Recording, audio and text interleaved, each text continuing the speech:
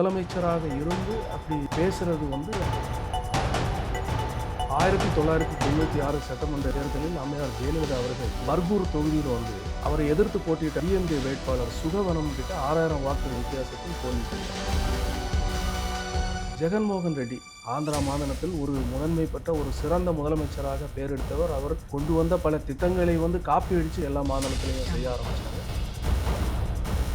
விஜய் அவர்கள் சொன்ன விஷயம் என்னன்னு பார்த்தீங்கன்னா, பேசலன்றாங்க, 5 நிமிஷம் பேசினதுக்கே கொளத்தூர் வந்து ஆடி போச்சு, இன்னமும் பேசுன்னா என்னவாகும்? கருத்திற்கு வந்து எனக்கு உடன்பாடு இல்லை. ஏனென்று சொன்னால் 1996 சட்டமன்ற தேர்தலில் அம்மையார் ஜெயலலிதா அவர்கள் பர்கூர் தொகுதியில் வந்து அவரை எதிர்த்து போட்டியிட்ட டிஎம்கே வேட்பாளர் சுகவனம் கிட்ட 6000 வாக்குகள் வித்தியாசத்தில் தோல்வி பெற்றார். நம்ம இதுல இருந்து இன்னும் ஒரு விஷயத்தை உங்களுக்கு சொல்றேன். ஜெகன்மோகன் ரெட்டி ஆந்திரா மாநிலத்தில் ஒரு முதன்மை பெற்ற ஒரு சிறந்த முதலமைச்சராக பேர் எடுத்தவர். அவர் கொண்டு வந்த பல திட்டங்களை வந்து காப்பி அடிச்சு எல்லா மாநிலத்திலையும் செய்ய ஆரம்பிச்சாங்க.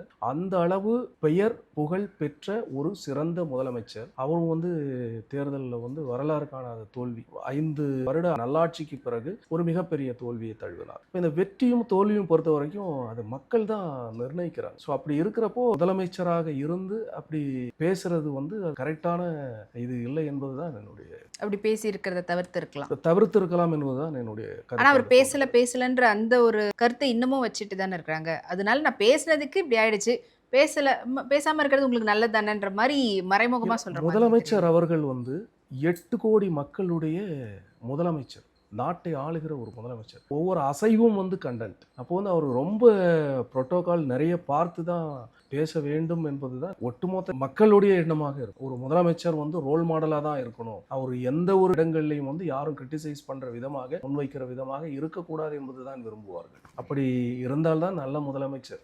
அவர் வந்து எல்லாரையுமே ஒரு மாதிரி பாலிஷ்டாவே கொண்டு போகணும் அப்படின்றது தான்.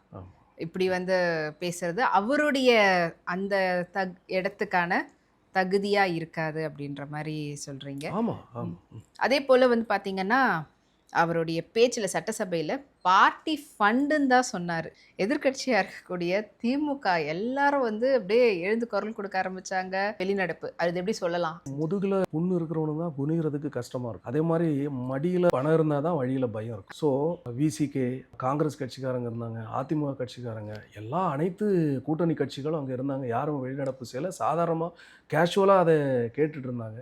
இவங்க மட்டும் ஓடிட்டாங்கன்னா செஞ்ச ஊழல் வந்து கொஞ்சம் நஞ்சமா, எத்தனை கோடியா வாரி சுருட்டுனா அவங்களால அதெல்லாம் தாங்கிக்க முடியுமா? அப்படி கேட்டாக்க பார்ட்டி ஃபண்ட்னா கரூர் ஃபண்டுன்னு ஒரு குரூப்பே இருக்கு. அந்த கரூர் ஃபண்டு குரூப் வந்து கட்சிக்கு வந்து ஒட்டுமொத்த பணத்தையும் கொள்ளையடிச்சு சேர்த்து கொடுக்குறது அவங்க வேலை. அப்போ அவங்கள அப்பட்டமா தோல் உரிச்சா எப்படி இருப்பாங்க? எல்லாம் வெளியேற தான் செய்வாங்க. இது ஒரு நார்மலா எல்லாருக்குமே தெரிஞ்ச ஒரு விஷயமா தான் எனக்கு தோணும்.